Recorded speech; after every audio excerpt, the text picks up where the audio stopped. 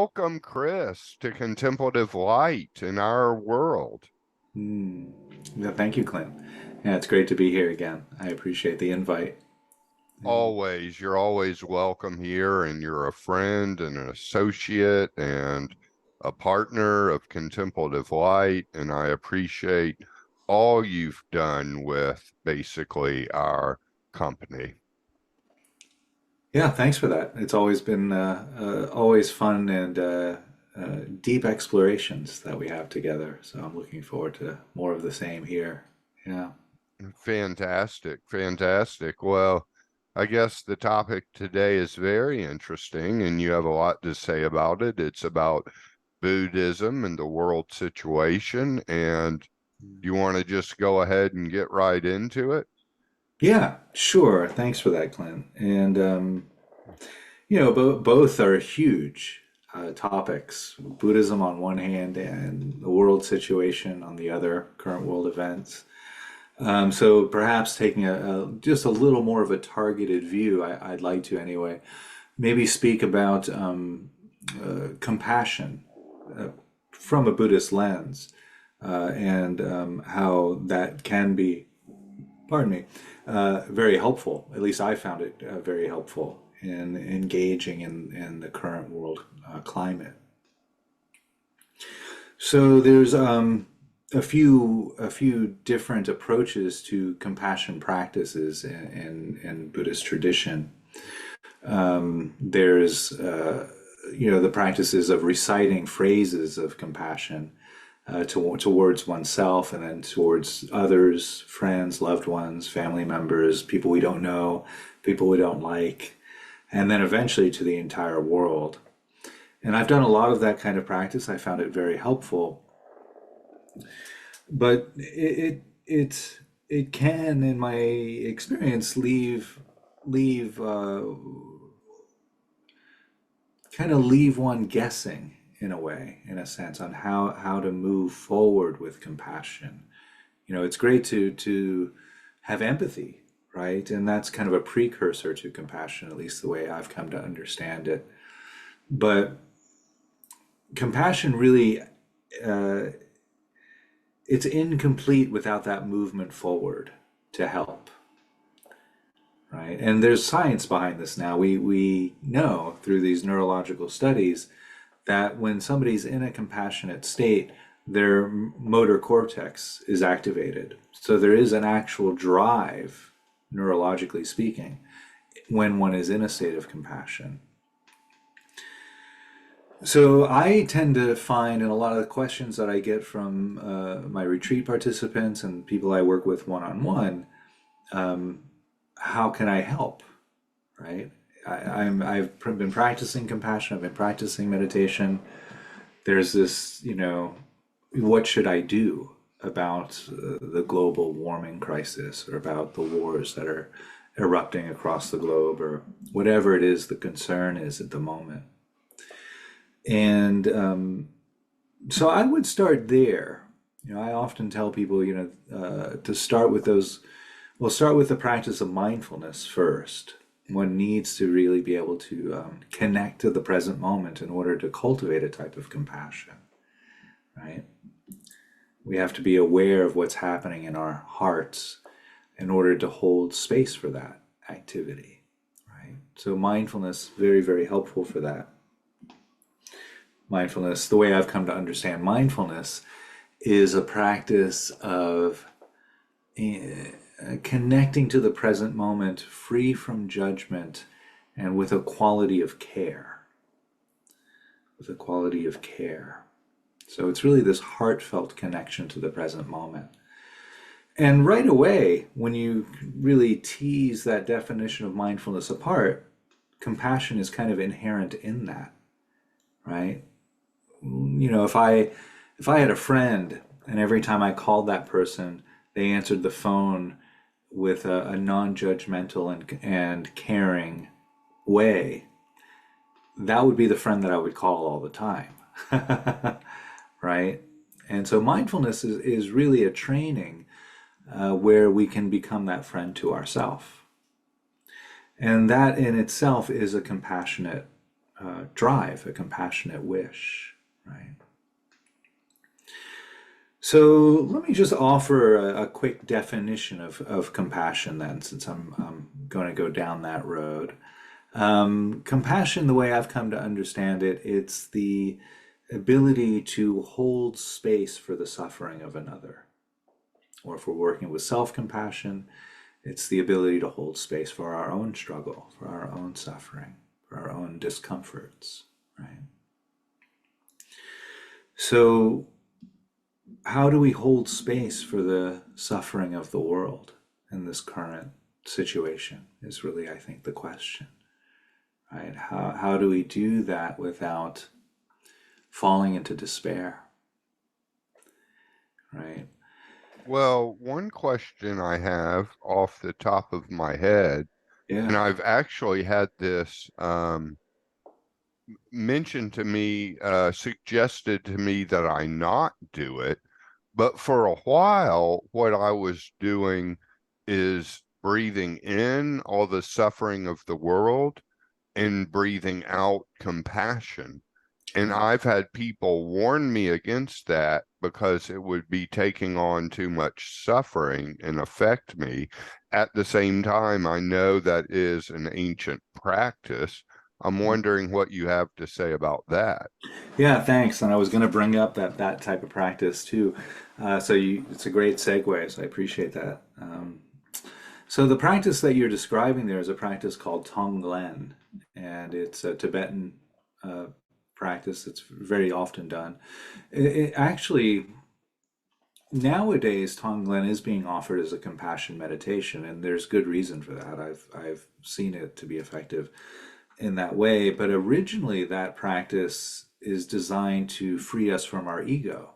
It's a mind training practice where we recognize the emptiness of our ego. The reason why it works that way is because it's totally counterintuitive to everything the ego stands for, right? Our ego is very self-protective, right? And so by breathing in the struggles, the pain, the suffering of the world, others, we're kind of burning up the ego in a way. And it can be effective for that type of practice too. I've heard other people tell me too that, oh, and I describe Tonglen to them, they say, oh, you shouldn't do that because you'll be taking on all of this pain and it'll be overwhelming. And I haven't found that to be the case. I don't know anybody who has found that to be the case who does Tonglen diligently. It doesn't play out in real life situations, right? It's a great theory, and it kind of ties in with like magical thinking, right? If I breathe in the pain of others, then I'm literally breathing it into my heart. And yeah, so I think we can safely say that isn't happening.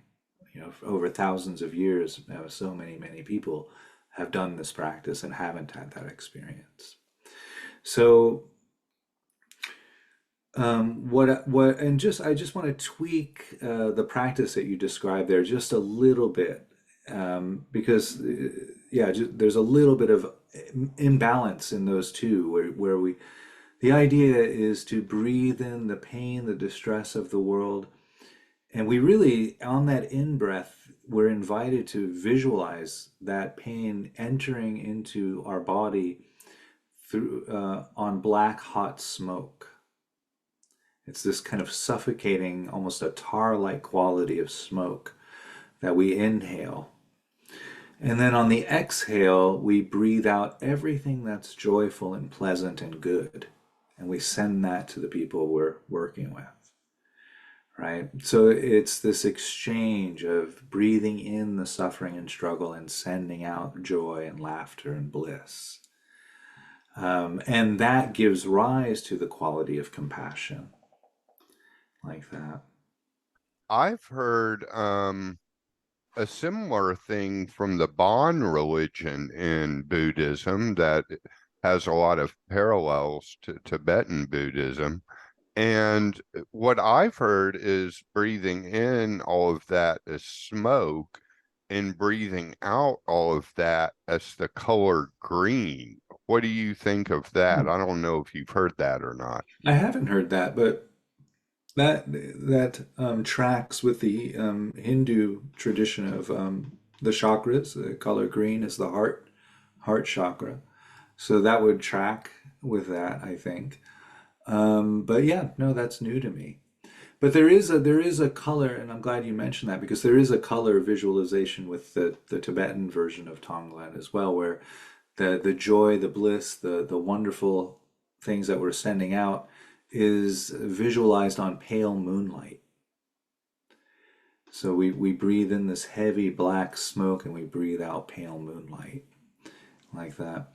And yeah, that is one of my favorite practices of compassion and in ego dissolution as well. One of the reasons why I think it's so helpful, and I want to talk more about this in a moment, but this might be a good segue, is that people tend to breathe in quite deeply when they're taking in the suffering, the struggles of others, and breathe out quite deeply when they're sending out the joy. So it becomes this breath of a practice of deep breathing, which is automatically regulating for the nervous system for most people. For most people, that type of deeply breathing in, deeply breathing out over and over again has a quality of settling the nervous system so that when we're working with that kind of suffering, because the quality is so settling of that deep breath, we don't get overwhelmed, right? We don't get dysregulated from the pain that we're breathing in or from the letting go of the joy and the joy and the happiness that we're sending out. And that actually, what I've experienced is that it allowed me to go deeper into the quality of pain and suffering that was there, because of that deep breath and that regulating quality of that breath. Yeah. How's all that landing there? Oh, that's landing great. And so far that has been my experience with the practice as well. So it's good to hear. It's very validating, and quite delighted that you don't think it's dangerous, because that doesn't seem to be the case, because I find that when I do some of those practices you describe, that it helps me too at the same time. Hmm. Yes, absolutely. Absolutely. Yeah, thank you for that. And that's, I think, one of the benefits of a compassion practice is that it unites us with the other person. If I'm the one holding space for another person or a group of people who are struggling, we automatically get united in that compassionate space, if you will. So it's this quality of uh, I don't want to say community, but yeah, it feels like a kind of belonging. You know, whether we're doing Tonglen with them or just wishing them freedom from suffering and struggle and going through those phrases.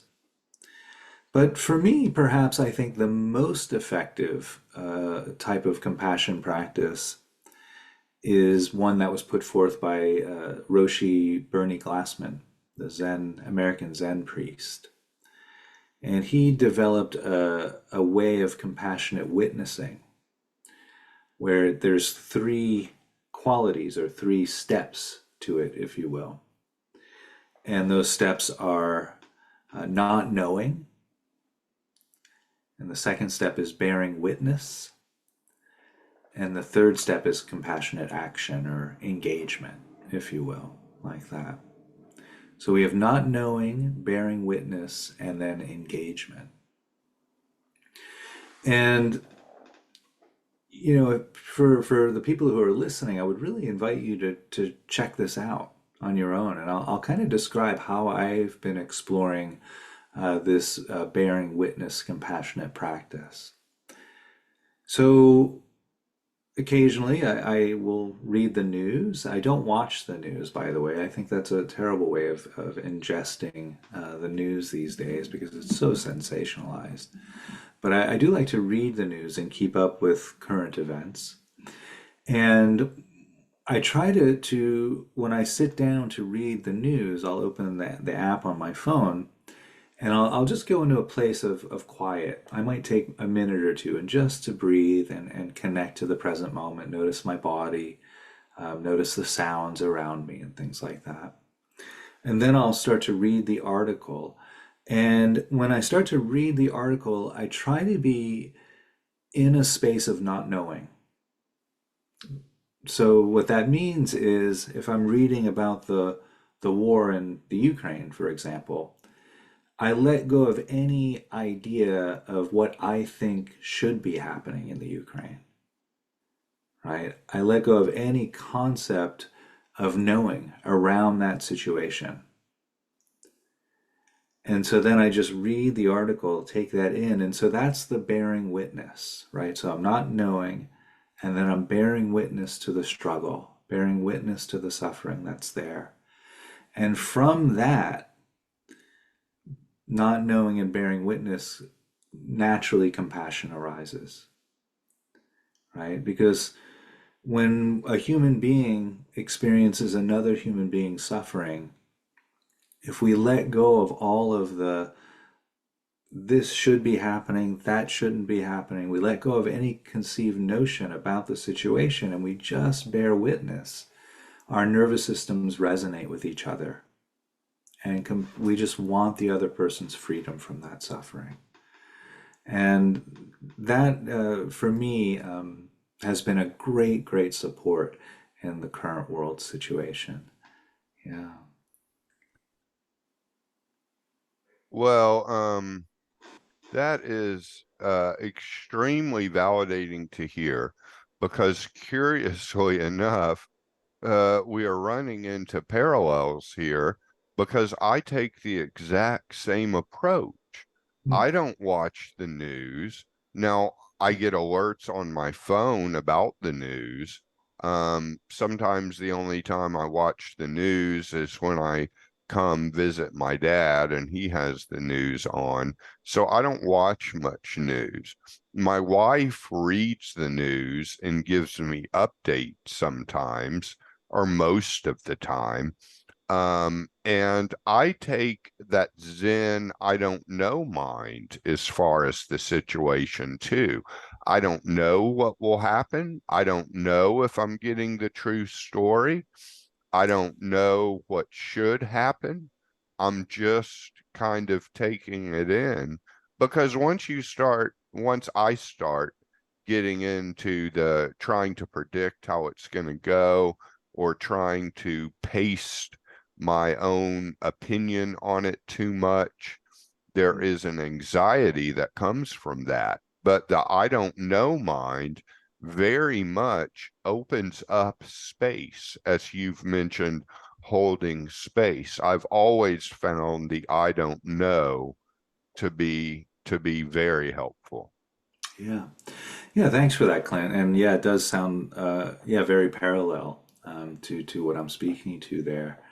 And so maybe for our listeners, I just want to, talk a little bit about some of the resistances that might come up around that kind of practice. And what holds us back from not knowing, right? And so, particularly around painful situations, when we watch the news and we see what's happening in Israel and Gaza, for example, or in the Ukraine, whatever, wherever the suffering is that you're focusing on in that moment, immediately, at least in my mind, what tends to happen if I'm not practicing is I'll move into blame. Somebody's wrong and somebody's right, and those people who are wrong, they're to blame. And I can feel that, what that feels like in my heart and in my body. It's a very contracted, closed, tense, dark kind of quality to it. And then I'll ask, okay, if I wasn't blaming, then what would I be feeling? right?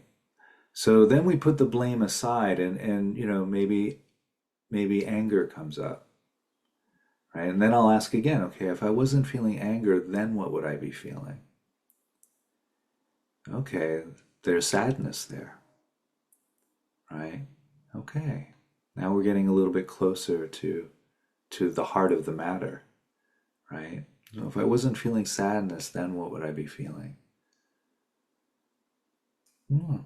I think sadness is the root there of the for me in that situation. And so then I would hold space for that first. You know, ouch. Yeah, this is really challenging to see this happening in the world. Offering compassion to my own experience first.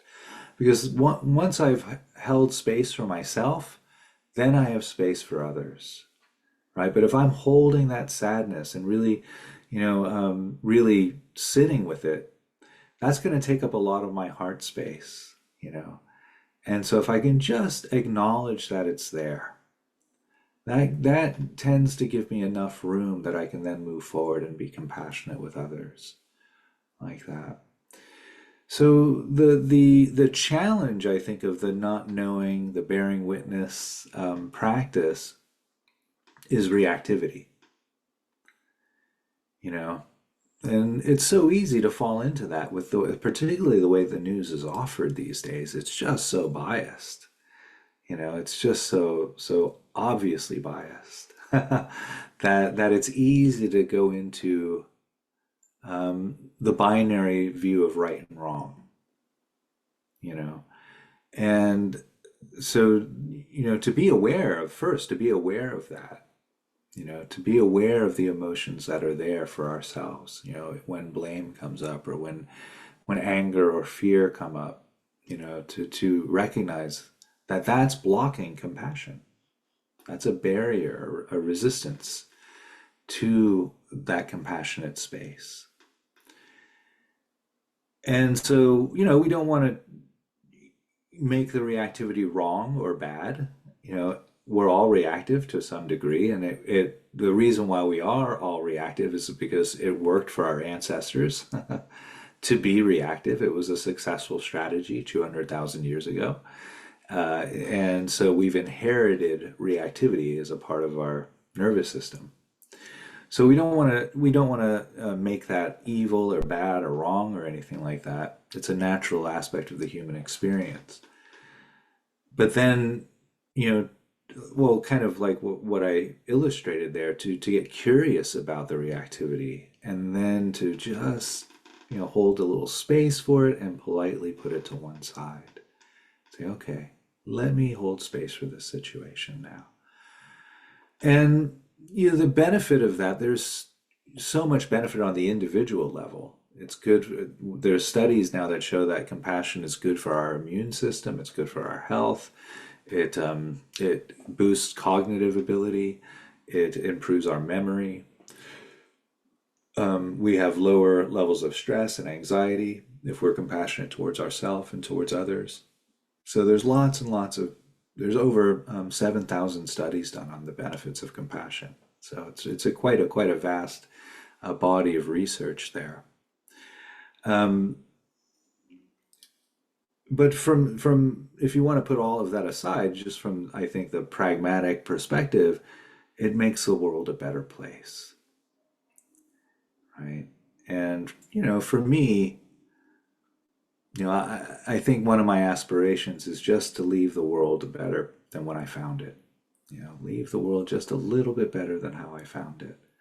And yeah, I think that's what the practices of compassion and kindness too, and joy, equanimity, those practices really help foster a better world, I think. Yeah.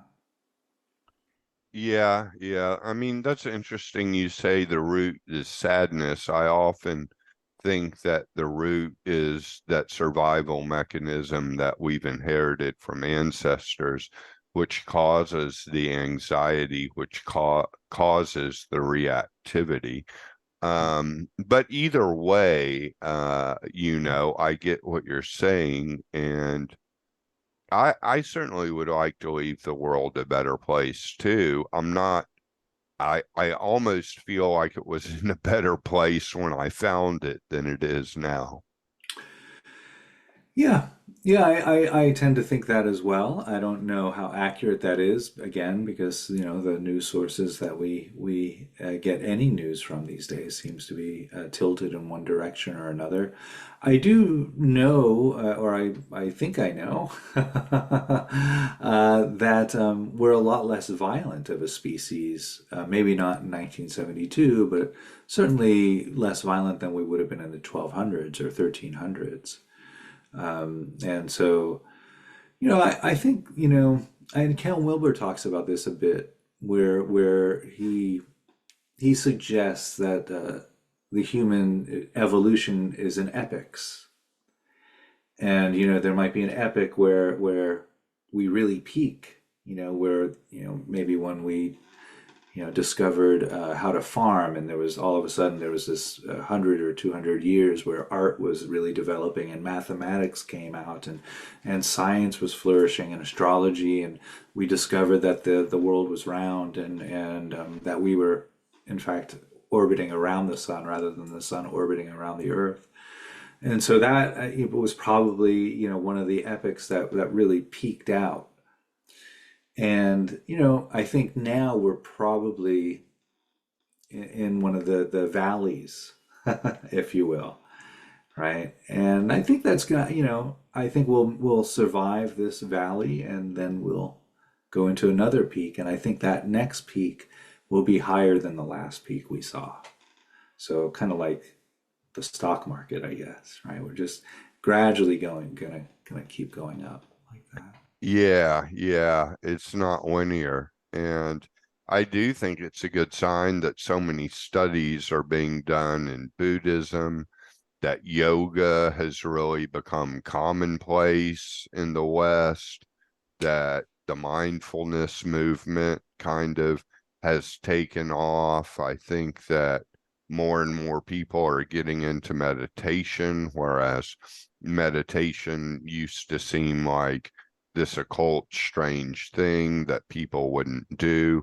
So there's a lot of good movement towards mindfulness, both mindfulness and spirituality going on, and spirituality that is deeper than a lot of churches offer. Forgive me, churches, but the spiritual side, spiritual, not religious side, see, well, I mean, actually, with the church, it's happening there too, with the contemplative Christian movement and Christian mysticism becoming more taught and widespread. So I guess it is happening in the church as well. So everything like this is kind of going on. The world may be somewhat in chaos, but a lot of great practices from the 60s that were kind of these odd things that the hippies did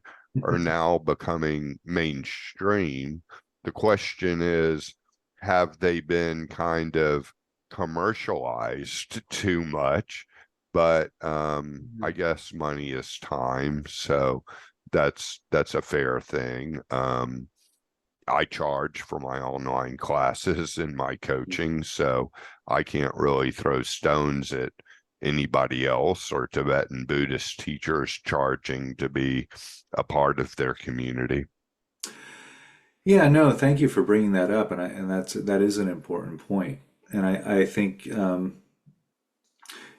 I like to frame that is, speaking of Buddhism, and perhaps there are direct parallels with other faiths. I'm not sure, but um, Buddhism started in India, 2,600 years ago, and then it migrated to Sri Lanka, Cambodia, Thailand, elsewhere in South Asia first, and then it took on the flavor of those other cultures. So we have Sri Lankan Buddhism, we have Thai Buddhism, we have Burmese Buddhism, right? And they're all under the same heading of Theravada Buddhism, but they take on the flavor of the culture. And Buddhism is very, very good at that. And so The Buddhism in China and Korea and Japan looks dramatically different than the Buddhism does in Thailand or Sri Lanka. And likewise, I think this is what we're seeing now as the practices of Buddhism get welcomed into America, into Europe. Basically, overwhelmingly, I think, as the practice of mindfulness, which is just a fraction of what Buddhism is. It's one thousandth of Buddhism is mindfulness. So there's a whole lot more to it. But Buddhism is, yeah, it's taking on a capitalist flavor because it's entering into a capitalist culture. And I don't think that I think we need to be aware that that's happening and mitigate it, because I don't think it would be healthy for the practices or for the practitioners if it really became a very capitalist structure. But at the same time, that's what Buddhism does. It goes into a culture and it takes on the flavor. Buddhism will never ask a culture to conform to it. And if it did, it wouldn't be Buddhism anymore. Right? So it will naturally take on the shape of the culture it's been ushered into. But I think it's up to up to the teachers, myself included, to really keep the finger on the pulse of that and try to equally include the ethics of Buddhism, the all of the other teachings, the Eightfold Path, the Four Noble Truths.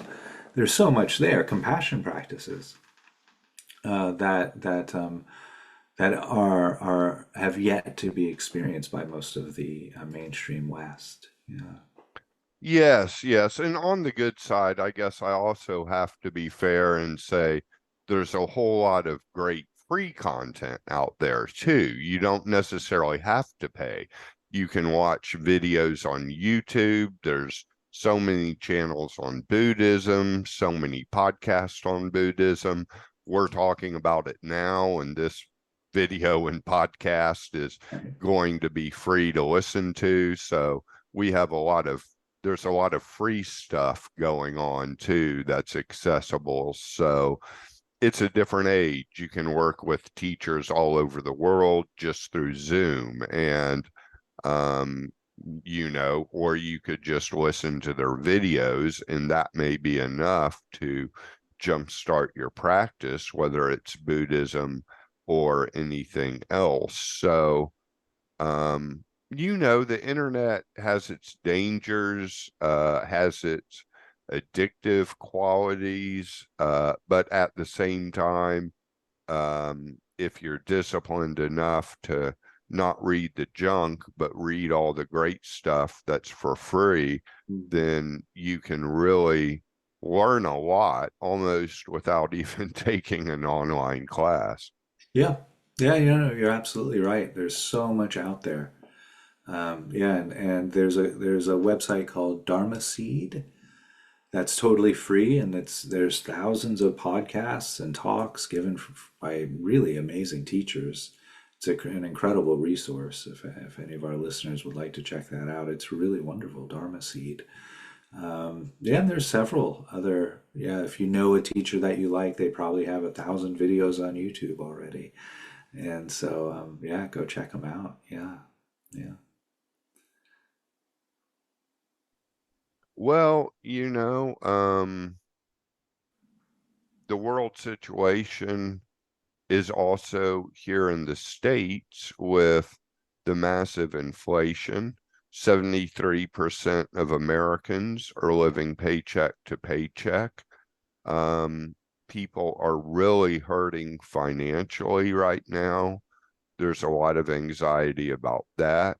I talk to a lot of people that are working two jobs, and the economic stress of that Mhm. um, kind of sometimes takes priority, and people get behind on doing their regular practices. Mhm. Yeah. Oh yeah, absolutely. And yeah, I mean there's and well, as far as getting behind on practices, I mean if one is new to meditation, it's helpful even just to practice 5 minutes a day, you know.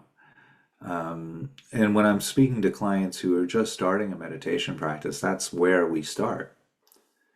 Just do 5 minutes a day. And if that's too much, just do 3 minutes a day. But do a little bit every day, like that. And then, not to leave it after 3 minutes and then don't think about mindfulness until the next day, although very often that's where beginners start. But maybe after 2 or 3 weeks, we start to pepper in little mindfulness exercises throughout the day. So remember that the task of mindfulness is to invite us to connect to the present moment without judgment and with a quality of care, right? And so really we can practice that anytime, anywhere. We don't have to be sitting on a cushion and breathing and noticing our body and our mind. Although the formal practice helps us have enough energy to do it in the day-to-day experience. And likewise, when we do it in the day-to-day experience, we cultivate a type of energy that goes into the sitting practice. So it becomes kind of a feedback loop. And yeah, so that's how I strongly would recommend people who are working two jobs or who don't feel like they have time to practice. There's just a lot happening in their lives and in the world. Find I had one client, this was very effective, where she had a very busy work life, and she would get home from work, and she said, the thought would occur to her, oh, I should practice, but all I want to do is watch TV and eat, right? And I said, great. So in between, in that transition from coming home, putting your stuff down, plopping down on the couch, right there, before you turn the TV on, sit and follow your breath for 3 minutes. Just make a deal with yourself. After these 3 minutes of silence, TV's mine for the rest of the night. But just to find that gap somewhere in the transitions from one thing to the next in the day where you can just put in 3 minutes of following the breath. It can make a huge difference. Yeah, yeah, absolutely. And that's a really cool suggestion you gave to that client. You know, one thing is too, which we talked about more in the beginning of this episode, is the Tonglen, and that can be practiced anytime. You're right. You can go to the supermarket and take 30 seconds while you're looking for stuff, breathe in the suffering of all the people in the supermarket, and Hmm. then breathe out compassion. Yeah. Nobody's going to look at you strange or anything. You're waiting in line in the supermarket because you don't want to do self-checkout because you've got too much stuff, and go ahead and breathe in the suffering of all the people there and Mhm. breathe out compassion as you wait in line. Anytime you wait in line somewhere, which is very common, you Sure. can do that.